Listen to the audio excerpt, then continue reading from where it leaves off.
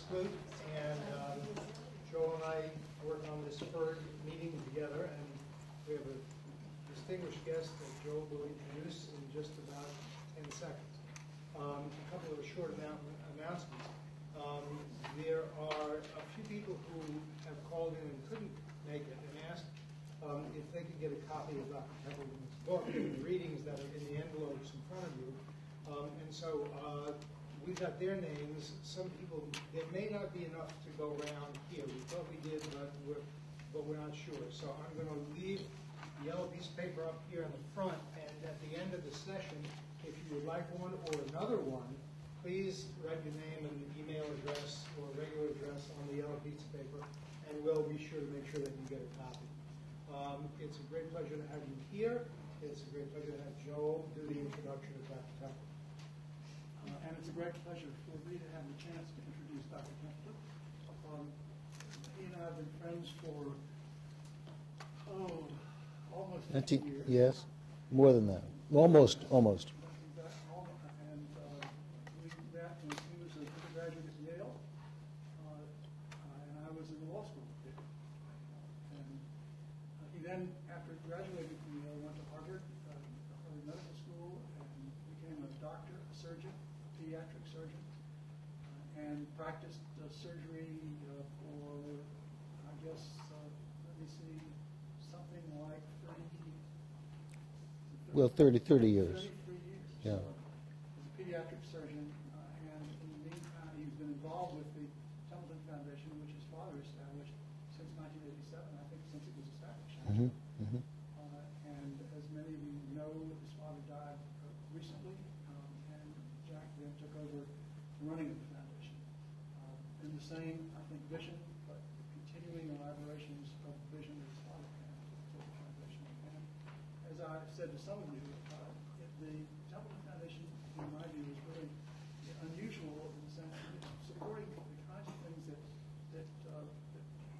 historically foundations in recent years have not done, focusing on things like generosity, giving, religion, and in very thoughtful ways, supporting empirical research, and supporting theoretical research, giving a worldwide prize for distinguished figures in the world of religion, countless things, ethics, all of those are the meat and potatoes of the Templeton Foundation, and very few other foundations really are doing those things, and I think that's regrettable. But in any event, Jack has been involved in countless organizations that are worthwhile, not only in the world of medicine. He has been involved in the Boy Scouts, as a member of the President Liberty Council of the Boy Scouts of America, the Presbyterian Church, as you would expect, the American Medical Association, Pediatric Surgical Association, and so on. And you have a copy of his book. He's always been a person who thinks and reflects seriously about important matters, things having to do with charity, with motivation, with altruism, and it's I think a blessing for the world of philanthropy running this foundation now and showing what he can do, showing what a foundation can do. It's interesting. So let me just say how delighted I am. He can't come over here with you. She's hiding in the back. Mrs. Templeton, said he wanted to just wave and welcome to. It's a pleasure to have both of you all here. And thank you so much for coming, Jack. You're on. Thank you. Oh, wait, Jack, wait. Traditionally, as a favor to you, we're going to go around the room. Oh, yes. And let everybody tell you who they are briefly. Thumbnail, self-identification. We have a thumbnail approach to this, so I'm going to start. I'm Julia Vale, and I'm a reporter with the Philanthropy Journal. Greg Dees, I teach at the Fuqua School of Business. I'm Jenny Denton, I'm a first year. I'm Matthew Keshin, I'm a public policy major, sophomore, interested in Philly. I'm Philip Lennon, I'm a dual MD and DB student. I'm Tina Templeton, this is one. I'm John Burris, I'm the president of the Burroughs Welcome Fund. I'm Marty Martin, I'm an attorney in private practice representing Mycroft Impact Business Organization. I'm Celeste Ritchie, I'm a second year MPP student here in the Master's Program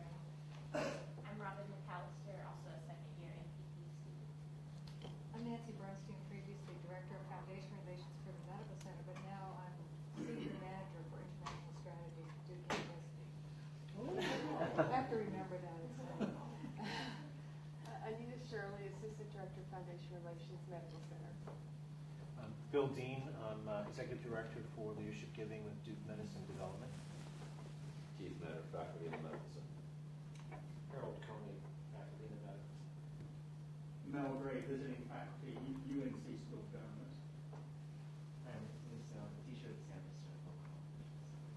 Rosemary Fairholz, faculty at the Duke Center for International Relations. Fernando Fairholz, also at the Institute. Ginger Solomon on the board of CARE and World Wildlife Fund. I'm Buck Goldstein. I'm a university entrepreneur in residence at Chapel Hill, and Joel gave me my first cap. Charlie Clodfelter, I'm faculty here at Public Policy. Barry Corella, I'm a case writer for the Duke Foundation Research Program. Wendy Corona, I'm the administration at the People's School of Business, and I have a son who's an Eagle Scout, and a husband who's an academic who received a Templeton Spiritual Capital. Terrific. I'm Allegra Young, in administration at the Divinity School. I'm Jason Biasi. I work with leadership education at Duke. Andre Jones, Dean of the Stephanie Gaylor with the Center for Reconciliation at the Divinity School. And also from the Divinity School, I'm Vicky Quill at the Duke Institute of Care and Human Life. I'm Katie Harold, a PhD student in public policy. I'm Reed Gilbert, and undergraduate in public policy. I'm Joe Tad with DCID, the Duke Center for Development. I'm Eric Malin. I'm the director of the Duke Center for Civic Engagement and Duke Engage. I'm Sarah Burdick with the Center for Strategic Philanthropy and Civil Society. I'm Paul Bloom, and I'm faculty in the Fuqua Business School. Thank you. That's terrific. I appreciate that. So it is a joy and an honor to be with you this afternoon. For many years, and if my father was here, and he said this when he was here a number of years ago at Duke, hosted by Harold and Keith, he would say, "I love you very much." So that is part of the culture that he has tried to pass on to us at the foundation, which I want to share with you today. But I'm particularly joyful to be here because I've admired Joel Fleischman since my undergraduate days at Yale. When Joel asked me to come to be a part of your excellent program, I was reluctant to accept. Because I felt that many of the illustrious leaders in philanthropy who have met with you all, for myself, I was never properly trained in philanthropy. Moreover, I spent most of my professional life in a much more narrow calling as a pediatric surgeon. But one of the blessings in my life was the incredible partnership that I had with Pina, who was a pediatric anesthesiologist. And I always felt great comfort when I looked across the screen and she was delivering the anesthesia. So when babies needed an operation, I knew who to speak to. Two factors, however, caused me to reconsider and accept the privilege of being with you. First, I felt that I had benefited from a lifetime of learning, from witnessing my father's beliefs and actions in regard to philanthropy in the broadest possible sense, namely what it means to advance the concept of service beyond oneself. Later, I shall address my father's other views on philanthropy, its essential roots, and the positive or negative impact of culture. The second factor was what many of you have already experienced in your decision to be here, mainly because Joel simply asked. And he typically asked, "Why don't you get involved?" What I initially saw in Joel during my undergraduate days has been substantially reinforced over the years. This involves Joel's own worldview, the importance of putting one's values into action. First, a desire to make a constructive contribution for the good of the whole. This itself points to the core theme that I want to emphasize in our time together. That core theme is culture. What does it mean to a person, a family, a community, or an entire nation if one's beliefs and values impel one to want to leave life better than he found it?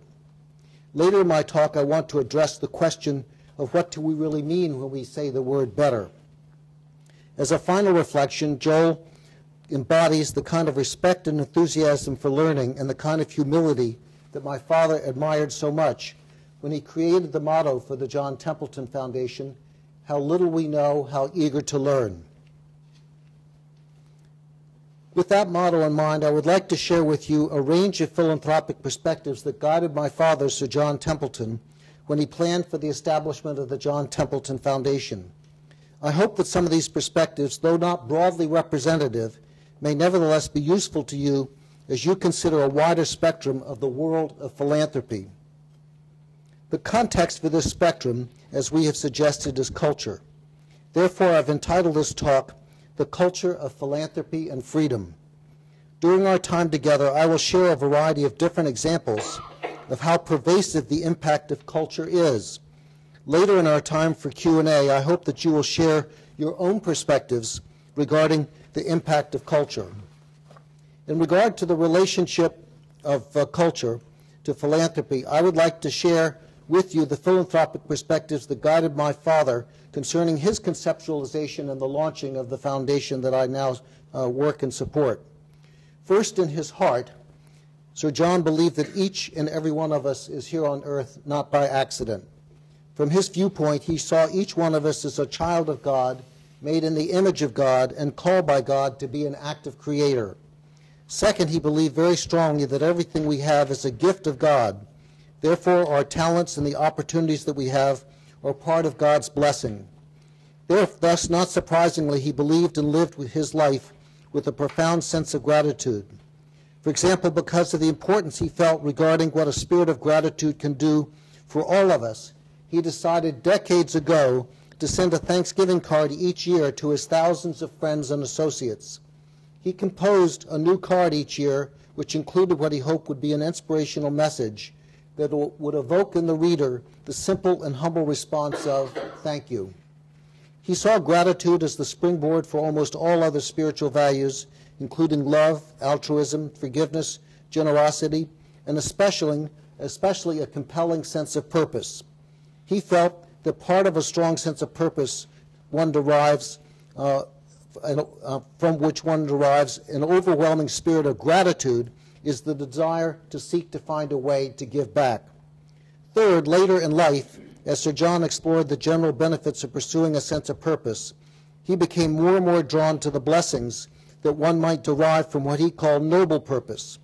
For him, he felt that there was a special blessing when a feeling of purpose could be lifted to the level of pursuit, not so much for one's own interest or desires, but more importantly, the pursuit of things that involve seeking what he called the good of the whole. This outward-directed sense of purpose he felt was a higher or noble level of purpose. A final perspective that Sir John brought to bear in regard to philanthropy is that everything we have, including everything we have acquired, we do not own. Instead, he felt that God calls us to be caring, loving, and responsible steward of these things. He felt that way inclusively.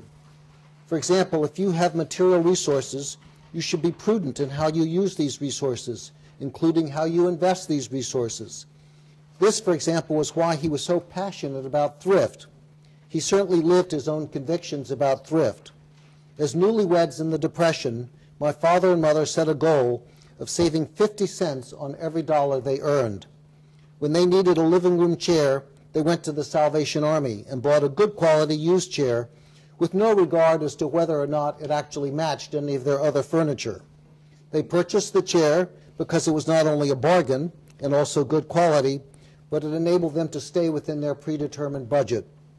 Also, from the beginning, they set out to engage in a practice of no debt. Therefore, every house they ever bought, they first saved for and then paid cash. Finally, as much as Dad could, he traveled on public transportation or an economy fare, even at 88 years of age. Likewise, Sir John felt that when it comes to children and family members, you do not own them as well. Instead, you have a stewardship responsibility to love them so much that you seek every constructive way to promote for your children time-tested values and beliefs that will assure for them the resiliency that they need in life. This included, in his mind, the promotion of concepts such as diligence, thrift, altruism, reliability, future-mindedness, but as noted, especially gratitude. He clearly felt that each one of us also has a vital stewardship responsibility as a citizen. These responsibilities included, 1, the strengthening and protection of freedom. 2, finding ways to enhance in everyone a clear concept of responsible citizenship, and overall finding ways to contribute to the cultural value of true voluntary, that is not imposed, service to others in everything you do. He felt that this applied globally, whether in your work, your church, your neighborhood, or in your country.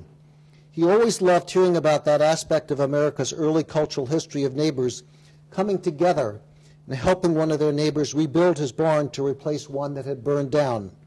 For him, these were simple, practical expressions of leaving things for the better. Earlier in my comments, I noted the cultural value that I first learned as a boy, that one should always seek to leave the world better than one found it. In considering this, it is important to recognize the difference between the relatively easy embrace of change for the sake of change and the much more difficult matter of carefully considered, prudent changes which, after trial testing, may indeed prove to have a greater potential to make things truly better. Clearly, change in itself does not guarantee better. For example, as with most mutations in biology, change is often harmful. In fact, in some human situations, change can be lethal, as some 10 million Chinese found out during Mao Zedong's Great Leap Forward. I would like to submit that change for the better includes, number one, culture-based values that do not imprison the individual psychologically as a dependent or helpless victim, but instead liberate the individual as an independent-minded person. This is so much more feasible in a culture that promotes and honors two interrelated worldviews. The first worldview includes integrity values, such as honesty, ethics, reliability, diligence, thrift, future-mindedness, constructive thinking, and entrepreneurship. A generous mixture of these values promote the kind of productivity that increases the prospects for material prosperity, self-confidence, and resiliency in the face of adversity. The second worldview contributes to the universal concept of the golden rule by integrating values of reverence, altruism, personal generosity, humility, beneficial purpose, forgiveness, and joy. But perhaps the most impactful springboard for all of these values, again, is gratitude. If you acknowledge the multiple blessings in your life, most of which were not of your own making, you can then not help yourself in wanting to give back in humble appreciation. The result is what an elderly man taught me years ago about what he called the joy of giving, and that's why I subtitled my book, The Joy of Living, because he taught me so much. Some of the connections between integrity values like thrift and gratitude values like generosity are addressed in this book. Number two components that increase the predictability for change to be better is strengthening societal institutions and practices that provide for freedom, which, if carefully followed, can also promote increased freedom and well-being. A free society also needs to have an instinctive wisdom that is based on a realistic, objective grasp of human nature. America's founding fathers, as scholars of history, knew very well the broad scope of human error in history. They knew that left to itself without moral or spiritual conviction, human nature would always fall short of glory. Every one of America's founding fathers knew how important it was for a system of representative self-government to be supported by critical moral and spiritual values. During his presidency, in an address to the military on October 11, 1798, President Adams said, "We have no government armed with power capable of contending with human passions unbridled by morality and religion. Avarice, ambition, revenge, or gallantry would break the strongest cords of our Constitution as a whale goes through a net. Our Constitution was made only for a moral and religious people. It is wholly inadequate to the government of any other." In America's still revolutionary but fragile experiment in self-government, the founders created in the Constitution a document of balance, a structure to accommodate ambition within constraints that prevent total power in any one branch. But the moment the delegates in 1787 approved the Constitution, they knew that before it would be ratified by the people who they saw as having the real sovereignty, they had to provide assurances of the critically missing protections of personal liberty. Many of these essentials were quickly provided for in the first 10 Amendments, which we know as the Bill of Rights.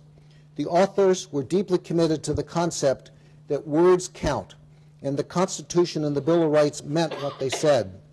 They felt that citizens who were well educated in the foundations of their freedom would be zealous in preserving this carefully balanced written heritage. Parenthetically, these same founders would be shocked and alarmed to learn that because of the scandalous failure of our educational system in America in the last 40 or 50 years, 1/3 of those who graduated from college in the past 10 years in a recent survey could not name the 3 branches of government. Given this abysmal and dangerous ignorance, it is not surprising then that no one today rises up in alarm when the will of the people to determine their own laws through their legislatures or through popular referenda is usurped by the executive branch or the judiciary branch. Similarly, our fragile experiment in freedom depends on legal protections such as respect for and protection of private property, as well as an essential bedrock of cultural values. These include a relatively high moral code, including honesty, gratitude, voluntary generosity, reliability, and diligence. The voluntary embracing of a delay of gratification and a prudent focus on what is wise for the future, plus an eagerness for entrepreneurship. Third, a prevailing cultural commitment, even a passion for thrift and savings. Fourth, a rejection of getting something for nothing. Fifth, a firm belief of America as a land of opportunity. And sixth, a culture that sustains a belief in the practice of accountability, self-control, personal responsibility, and respect for others, including civility. Several years ago, the staff at the John Templeton Foundation decided to crystallize the cultural and philanthropic principles that guided and shaped Sir John's creation of the foundation. What the staff produced is what today we call our credo. I have provided for you a copy of the credo. As you will see, it includes concepts that we have already mentioned, including humility, gratitude, and thrift. It also highlights excellence, generosity, unlimited love, and contrarian thinking. Of special significance to Sir John is the importance of honesty. In the times in which we live, with so many examples of spiritual and moral collapse, any erosion of honesty becomes a serious dagger in the heart of what is essential to the survival of freedom. In the media, we hear example after example of total fabrications in the media itself, of drugs in sports, of deceptive and totally untenable political promises, of escalating voter fraud and election fraud, of financial thievery, and of prominent political figures who feel that they are above the law in regard to taxes. In all of these, and in preserving the integrity of the public office, the greatest victim is the people's ability to trust. In a democratic society, if you do not feel that you can trust those you elect to do the right thing for the good of the whole nature of government then just descends to the matter of getting power and the using of power. If I could, I would like to change directions at this point. I would like to give respect to one of the core purposes of your seminar program, namely the critical role in responsible philanthropy concerning strategic choice-making and impact measurements. At the John Templeton Foundation, we refer to this as performance evaluation. In view of this outstanding series of presentations you already have had from eminent leaders in philanthropy, I feel that my addressing performance evaluation is a bit like bringing coal to Newcastle. To some extent, I feel that I have actually more to learn from you regarding the science of performance evaluation than anything I might share. Nevertheless, for what it is worth, I would like to share our approach to evaluation that derives from my father's own perspectives on performance evaluation, which first drove his passion to commit to the science of value investing. When my father set out to learn and to discover reliable components in the science of value investing, he approached it from several perspectives. First, to learn from history's lessons what contributes to success and failure in economics. Second was to learn from human psychology. One of his earliest lessons in human psychology derived from his researching the extraordinary investment bubble which took place in Holland in the 1600s, which was called tulip mania. In this mania, thousands of people bid up the prices of tulip bulbs until they were higher than the cost of their houses. It all, of course, quickly collapsed, leaving many families destitute. That was a time when society believed strongly that each person was personally responsible for his or her own mistakes. Therefore, no one would have ever conceived of bailouts or rescue plans.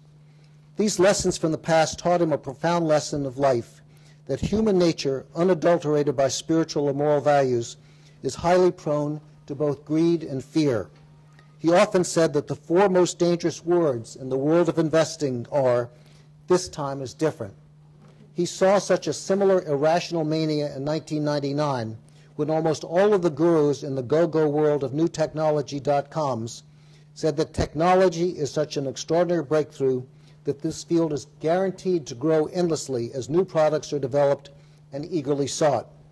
Since he understood the burden of human emotion in its ability to impede objective, disciplined analysis, he went massively short in a wide variety of technology stocks in 1999. Though through his many decades of seeking hidden value, he developed and used a growing variety of quantitative and qualitative parameters by which to evaluate what contributed to wise and astute investing.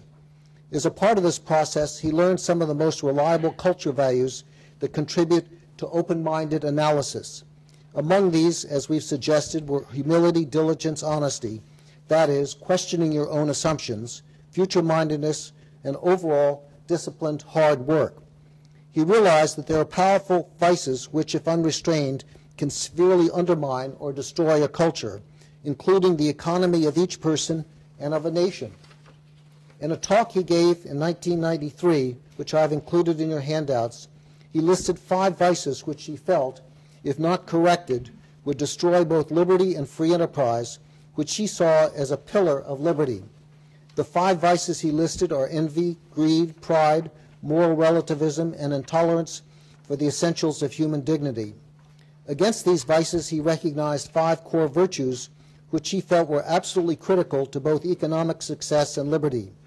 These 5 virtues are: 1, cooperation based on trust; 2, freedom to create, including in business; 3, personal clarity that ennobles others, charity that ennobles others; 4, a spirit of adaptability that welcomes competition as a stimulus to always be seeking to be better; and 5, uncompromising integrity within oneself, within families, in voluntary associations, in work and business, and most critically among those who claim the mantle of being public servants. Whether people live primarily by vices or virtues, he deeply appreciated that more than anything else, culture matters. In fact, there's actually an extremely important book by Harrison and Huntington by that title. If you have not read that book, I would urge you to get it, because it analyzes, even in the narrow area of material prosperity versus material poverty, the incredible impact that culture has when viewed as the sum total of beliefs, values, choices, and behaviors. As I mentioned earlier in my professional career in medicine, in medical school and in residency training, there's a tendency to focus on disease, the diagnosis of disease, and treatment of disease. Even today, there is relatively little emphasis in underlying contributors to disease, especially factors that are not fixed or immutable. Later in my career as a pediatric surgeon, I found that again and again, a number of my patients were children with serious injuries. As I looked into why this was so, I was astounded to find that trauma is the #1 disease of childhood in America. From age 1 year to 19 years, trauma kills 54% of children in America. The next leading cause of death in that age group is cancer, which kills only about 10% of the youngsters. We've made extraordinary progress with early detection of cancer and extraordinary treatments, which very often are curative. On the other hand, we have made relatively little progress in terms of trauma in both children and adults. As I analyzed the children who were admitted with serious injuries to Children's Hospital in Philadelphia, I found that in 2/3 of the cases, what happened to the child was predictable. I found that there were often very simple choices or actions that led to the injuries, or in other cases, if simple actions had taken place, the severity of the injuries would have been much less. In other words, what was predictable was also preventable. What next caught my attention was the profound impact that culture has in terms of whether risk of injury can be, one, identified, and two, even actively reduced by simple conscious decisions that relate to lifestyle and behavior choices. As I looked at this situation more clearly, it became clear to me, once again, that culture matters. I will come back to the issue of health in a moment, but I first want to explore the subject of culture in the context of the history of millions of immigrants of different cultures who have come to America. Most of them over the past 350 years were profoundly poor in material possessions. What determined each immigrant's group's prospects, whether as a person, a family, or a group, was first how high a premium there was in regard to an eagerness to learn and to ask questions. Secondly, what was the prevailing cultural attitude about taking what one learns and finding ways to apply those lessons in order to be an active agent of change in one's life or the life of one's family. The final profoundly important cultural component was whether or not one believes the progress is not only possible, but also desirable, and that one should therefore become an active participant in progress. In contrast, how profound might the difference in outcome be in a different culture which has the heavy burden of pessimism or fatalism? In regard to philanthropy, there are many common missions such as in education and health. I would like, therefore, to give just a few examples of how culture affects, for better or for worse, most of our well-meaning efforts at positive performance in philanthropy. Today, in the field of education, philanthropy invests hundreds of millions of dollars each year. But as we explore the huge current needs we have in education, there are significant lessons we can learn from America's rich history as a nation of immigrants who, though very poor, brought with them those cultural values we discussed above. For immigrants with a high quotient of values such as thrift, industry, and savings, they often soon began to open a small business or shop. In time, as they saved and reinvested, they became better established and well off. Yet because many of these immigrants did not have much prior education, they often never rose above a trade such as being a butcher or a carpenter. Yet within one generation, their children, through absorption of their parents' passion for self-improvement and their parents' examples of hard work and delay of gratification, these children began to enter colleges and universities. With this boost, these children went on to a variety of significant careers and business and leadership positions. This happened because their parents had almost a mania that no matter what it took, their children were going to succeed and be better than they were. In some culture groups, however, social science has documented a remarkable divide in regard to the progress or lack of progress of their own sons and their own daughters. Specifically, for certain groups, 2 to 3 times more of their daughters graduate from high school and go on to college than do their sons. Although cultures within families can often be complex, some social science studies that suggest, for example, in a culture of macho values, it may be that fathers do not push or encourage their own sons to exceed or to surpass them. As noted, health is also a major recipient of philanthropic dollars every year. Again, culture has a profound effect on whether or not our well-meaning philanthropy investments will succeed. Let us look at the simple issue of whether or not people wear seatbelts. For all of you in this room, I have no doubt that wearing a seatbelt is 100% for all of you.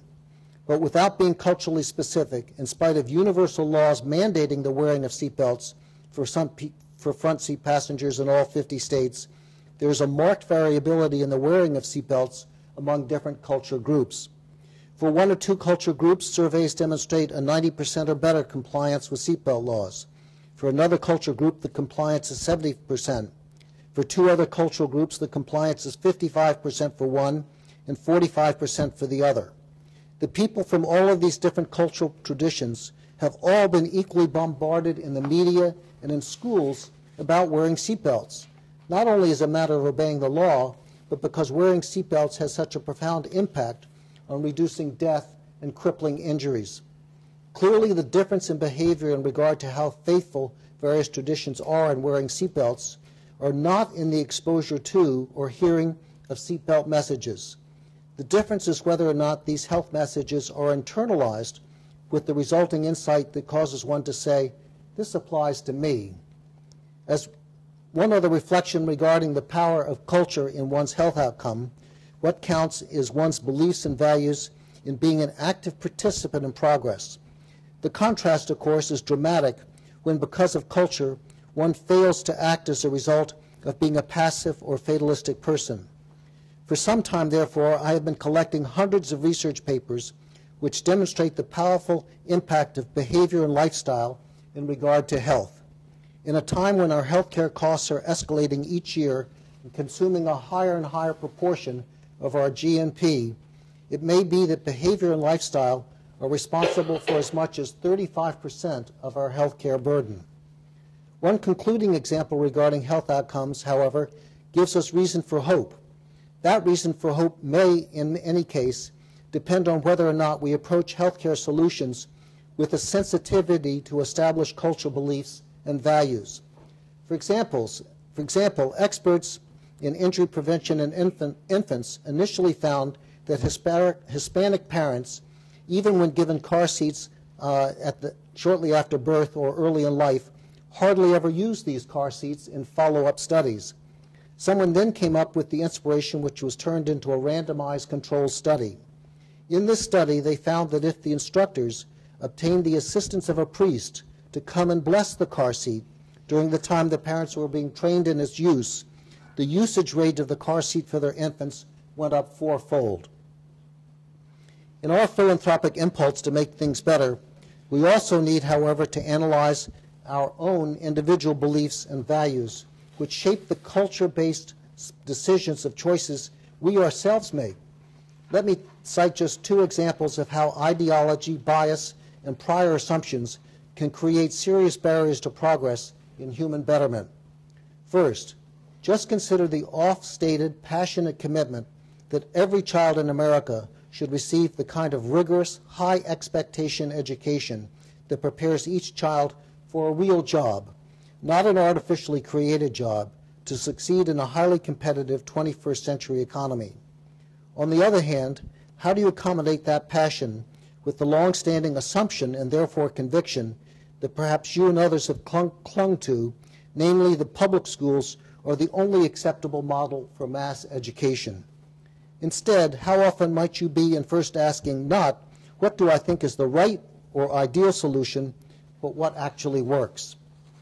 How much more would you be willing, or other decision makers be willing, to give up prior biases when you are confronted with the shocking evidence of scandalous failures in public school education, especially for kids in the inner cities? These unacceptable failures in many of our inner city public schools have occurred in spite of continuing massive infusion of taxpayer money. Just consider in Detroit today, over 70% of African American boys who enter high school as freshmen never graduate from high school. Therefore, prompted by a moral conviction that one should focus on what actually works, how much more proactive will you be in studying the phenomenal success of the KIPP academies in America's inner cities?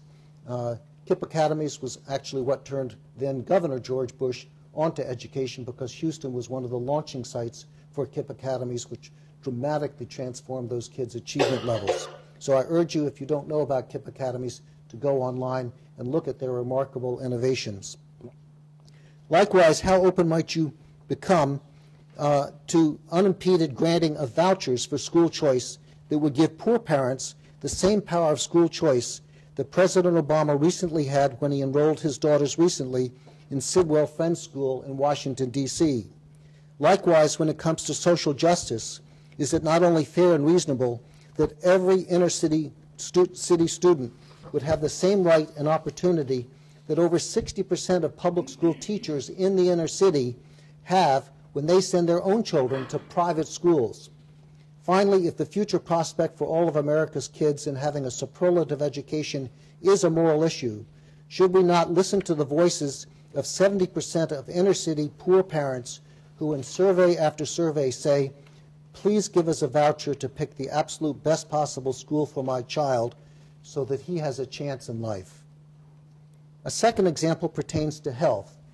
When DDT was widely used in Africa in the 1950s and 1960s, there was, for the first time in history, a dramatic reduction in the millions of deaths and damaged survivors from the crushing onslaught of malaria.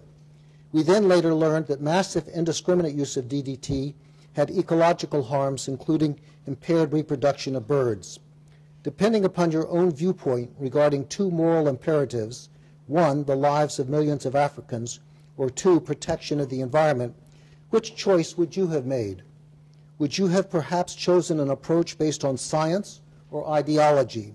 If you chose science, would you have developed the rational hypothesis that perhaps if we reduce the dose of DDT and provide it more logically, such as where the people actually live and sleep, we could then achieve the same massive health benefits with no ecological harm?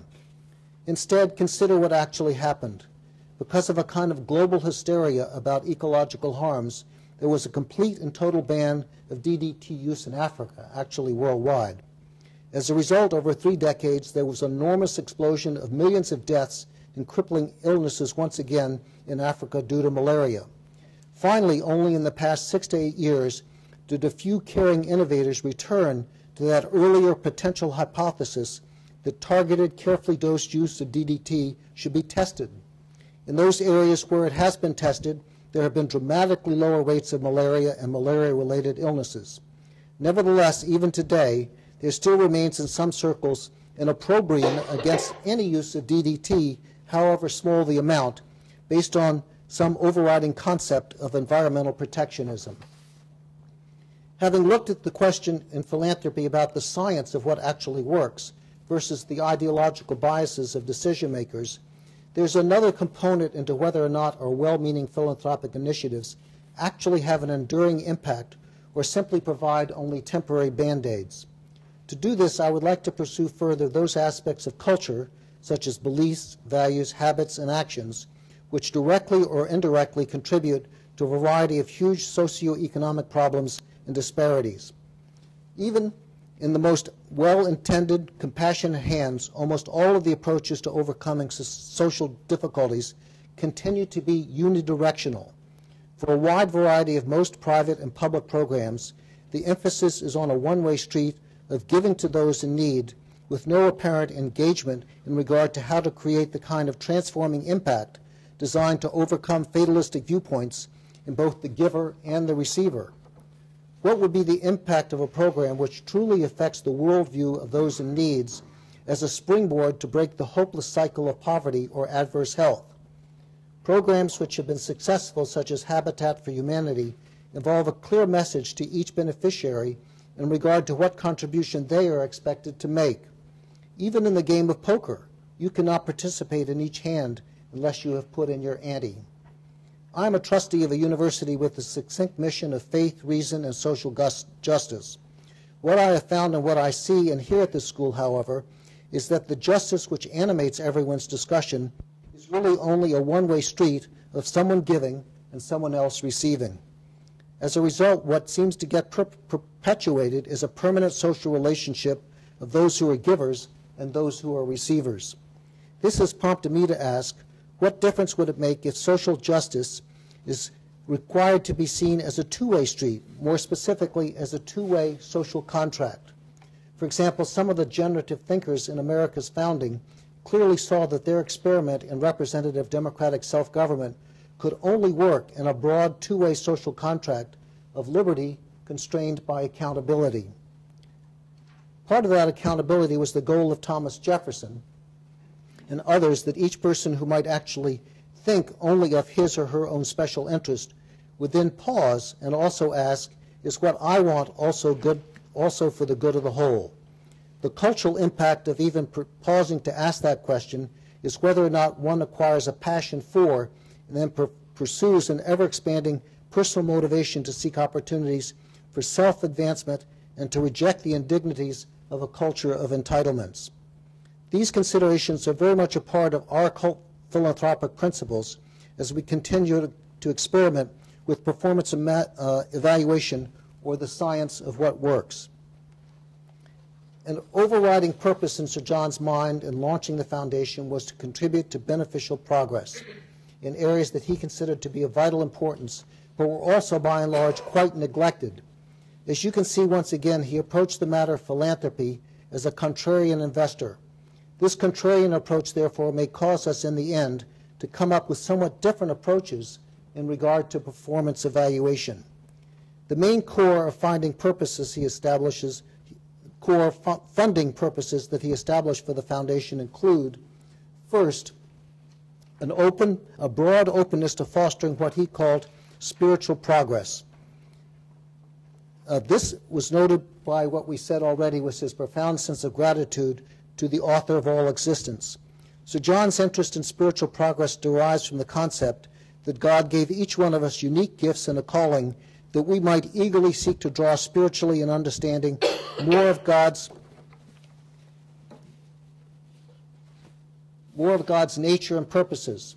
My father hypothesized that this discovery process would lead to each one of us in time finding new ways to relate to others in love.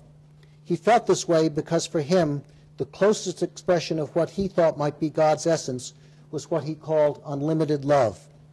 My father often emphasized the concept of being proactive when it came to beneficial progress. He was an inheritor, as indeed the entire country was, of many centuries of a spiritual, philosophical, and even psychological culture that believed in progress, pursued progress, and intentionally propagated progress. This belief and the resulting value system derived from a culture that saw history, with all of its ups and downs, as nevertheless a generally ascending line. Later, when Dad learned about other cultures, which in contrast had a mainly circular view of history, in which progress was not really the order of things, it concerned him greatly because he felt that such views would hold them back. With his keen and open-minded approach, he looked at the world's religions from what he could tell did not really seek or have an eagerness for new spiritual discovery or spiritual progress. Whether the question involved material progress or spiritual and philosophical progress, my father felt that the most critical contributor to progress was discovery and a dissemination of the results of discovery. He recognized that in many valuable moments in history, discovery came from insight and inspiration. In the world of medicine, for example, Jenner had a sudden insight that milkmaids who had acquired a benign disease called cowpox also never got smallpox. Purely on an inspiration, Jenner decided to promote the inoculation of susceptible humans with an attenuated virus, which indeed did lead to the prevention of smallpox. There are many other examples, such as the insight of doctors on sailing ships, which were at sea for 4 or more months, that the consumption of citrus fruits might prevent the dreaded disease of scurvy, which up until that point killed more sailors than either storms or battles. I would like also to share with you briefly some of the other core funding purposes that he established. All of these areas he saw too as vitally important, but also as neglected or underappreciated areas. These core funding areas include individual freedom, free competition, free markets, and entrepreneurship. Other funding purposes include beneficial genetic discoveries in fields like agriculture, the enhancement of the contributions made by rare persons of profoundly gifted cognitive abilities, and character development. In each funding purpose area he chose, however, Sir John emphasized that the critical factor in contributing to beneficial progress was the relationship of discoveries, especially breakthrough discoveries, based on people questioning their prior assumptions and then being open to new paradigms of thinking. Lastly, Sir John incorporated this commitment to proactive discovery into a framework of philanthropic principles, which he felt were vitally important. To do this, he approved a number of core strategies. First, in evaluating or creating grant programs which often involve research, he strongly emphasized the importance of working with the best. Other core strategies include developing excellent standard-setting programs, a philanthropic toolbox of best practices, finding systems to overcome a lack of classic market feedback and a tendency to sentimentality. Additional strategies include seeking bold philanthropic innovations, leveraging our philanthropic vision, engaging with thought leaders worldwide, effective vision communication, and a culture of excellence, wisdom, creativity, and joy. And so at least once a week we wander around the halls of the foundation asking how joyful everybody is. The next strategy-based philanthropic principle was what Sir John called the $1 billion a day challenge. In his lifetime as a student of the science of investing, he realized that extraordinary progress had derived from the fact that the world invests $1 billion a day in science and technology research. The result, of course, has been enormously effective. He therefore raised a philanthropic high hurdle to say, how great would the benefit be if only 1/10 of this amount, which you might consider a tithe, was invested each day in a variety of neglected areas such as spiritual progress, individual freedom, genetic breakthroughs in targeted areas, and character development. He recognized that the John Templeton Foundation alone would never be able to sustain such a large investment commitment. One of his strategies, therefore, was to provide seed money in a variety of startup programs, which, if successful, would then generate interest and even enthusiasm by other independent researchers and also independent funders. As we shall address later, this concept seems to have been successful in regard to high-quality scientific research and the application of research in the traditional spiritual value of forgiveness, which is now taken on as a new field.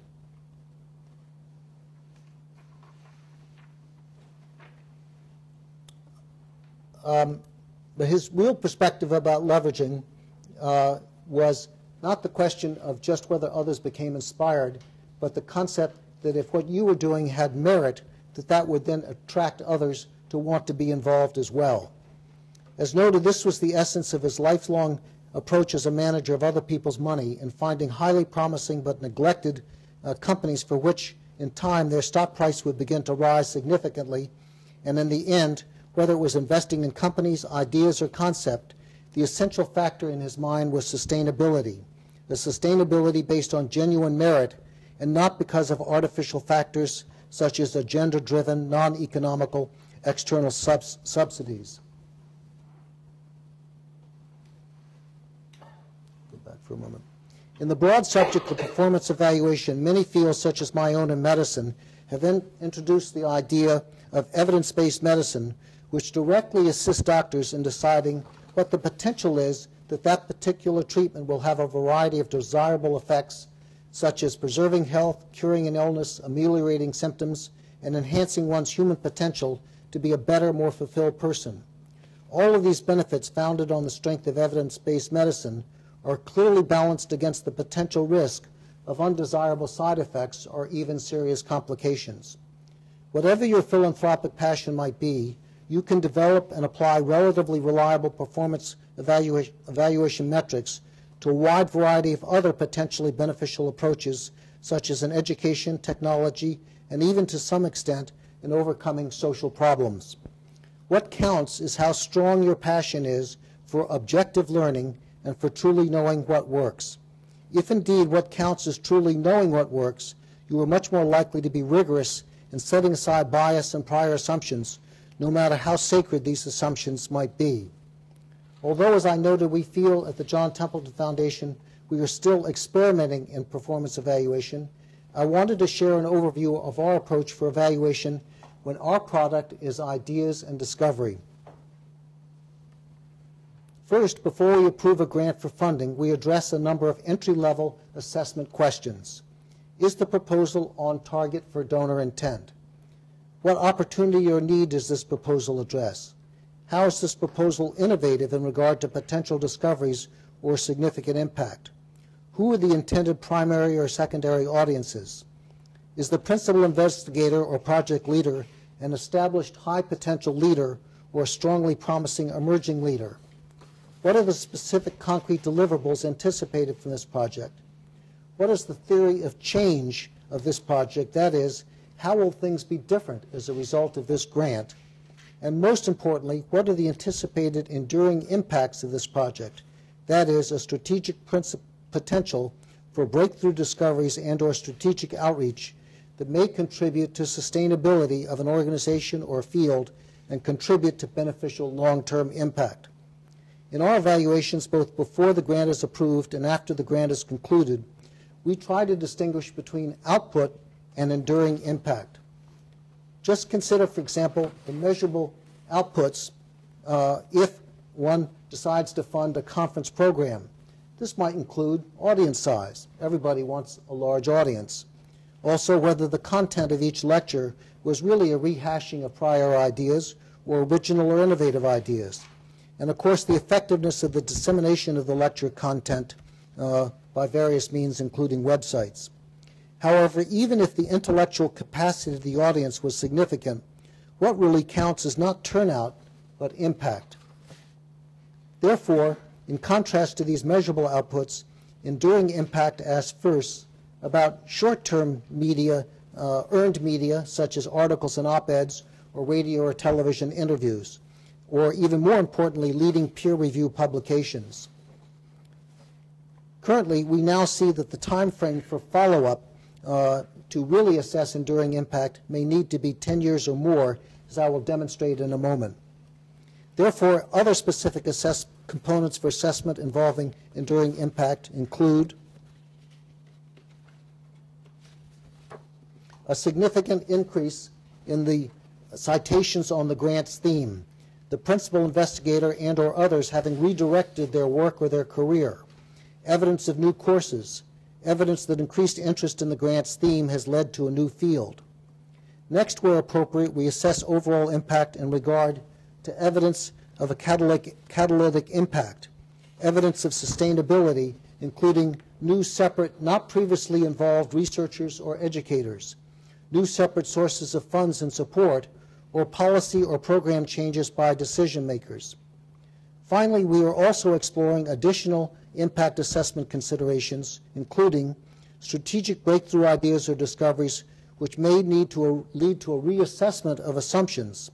Specifically, these are assumptions which we carry around in our heads all day long, or assumptions which powerfully influence who or what we trust, what choices we make, and how we act.